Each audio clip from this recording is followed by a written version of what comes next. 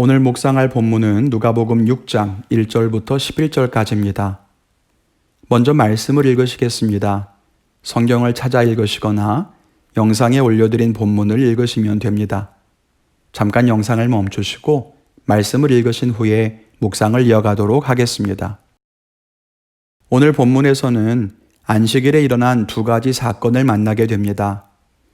하나는 안식일에 예수님의 제자들이 밀밭을 지나며 이삭을 잘라 비벼 먹었다는 것이 문제가 됐고, 다른 하나는 예수님이 회당에서 가르치시다가 손이 마른 사람을 고치시는 것이 문제가 됐습니다.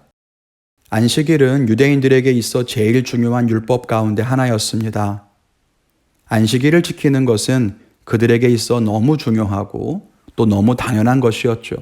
그런데 예수님이 보여주신 모습은 그들의 율법과 안식일에 정면으로 도전하는 것으로 보였다는 겁니다. 오늘 이 말씀을 보면서 함께 묵상해 보도록 하겠습니다. 첫째는 형식보다 중요한 것은 정신이다라고 하는 겁니다. 안식일에 밀밭 사이를 지나가다가 제자들이 이삭을 잘라 손으로 비벼 먹은 것은 유대인들에게 큰 문제였습니다. 일단 밀밭이 얼마나 가까운지 모르겠지만 안식일에는 일정 거리 이상을 걷는 것도 금지되어 있었죠. 그런데 여기에서 정말로 문제시된 것은 손으로 비비어 먹었다는 겁니다. 이삭을 자르는 것까지는 문제가 안 되는데요. 손으로 비비는 것은 탈곡하는 행위로 간주가 되는데 이것은 율법에 금지된 것입니다.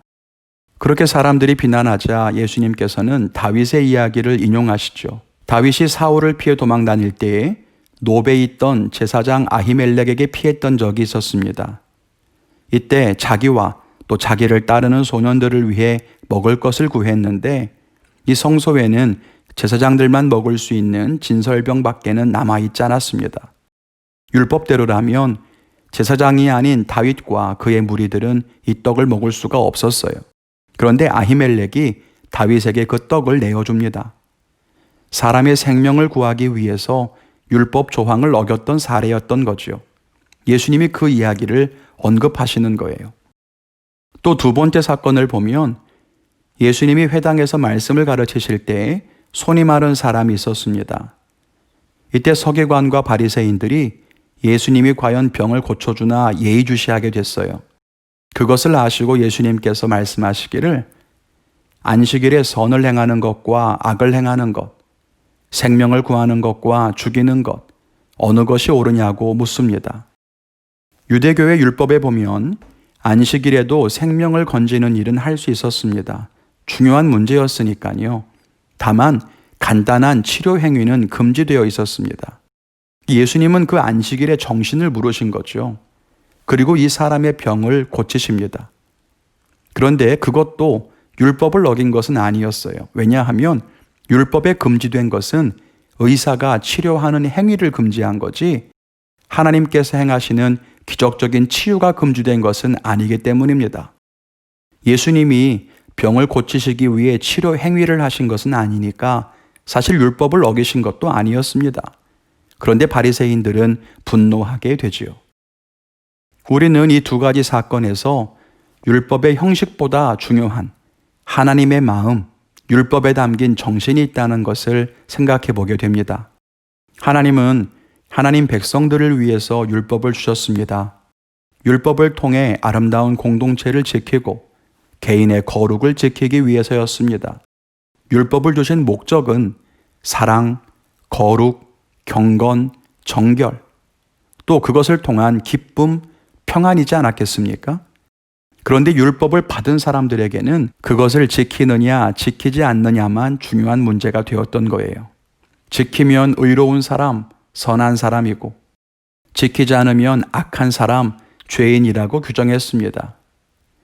우리도 그렇지 않습니까?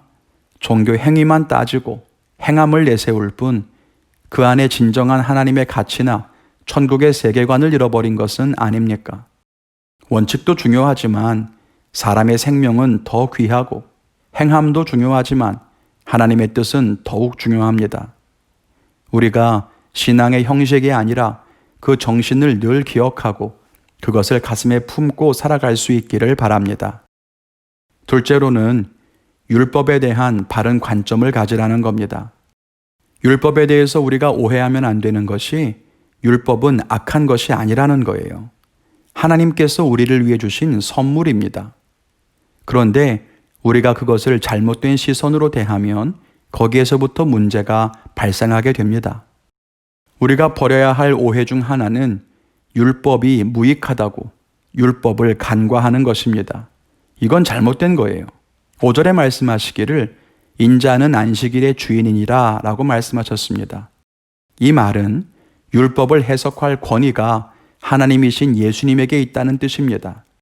그리고 사람들이 잃어버린 율법의 정신을 예수님께서 다시 환기시키시겠다는 그런 의미일 겁니다. 그런데 이 말씀을 바리새인들이 오해했습니다.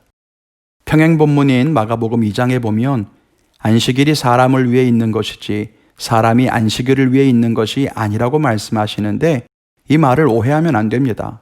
이 말은 율법 조항보다 사람의 필요나 사람의 형편이 우선시되어야 한다는 말이 아니에요. 그렇게 해석하면 우리는 하나님의 어떤 말씀보다도 우리의 형편을 앞세워 말씀대로 살지 않으려고 할 겁니다.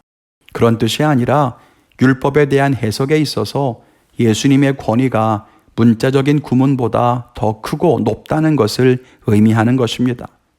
즉, 이 말을 앞에서 살펴본 내용과 연결해 본다면 율법은 하나님의 뜻을 위해 있는 거지 하나님의 뜻이 율법에 갇혀서는 안 된다는 것으로 이해해야 맞습니다. 그렇게 볼 때 인자가 안식일의 주인이라는 말을 정확하게 이해할 수 있을 겁니다. 그런데 바리새인과 서기관들은 이 말을 오해하고 예수님이 마치 율법을 파괴하고 즉흥적이고 파격적인 행보를 걷는다고 생각했습니다. 우리에게는 이런 모습이 없어야 할 겁니다.